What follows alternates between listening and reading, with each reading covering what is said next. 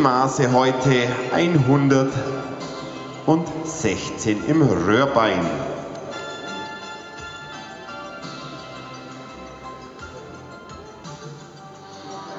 Er wurde gezüchtet von Helmut Struve aus Eppenwürden und ist nun im Besitz und wird vorgestellt von Silvia Zwickel-Schlossberg.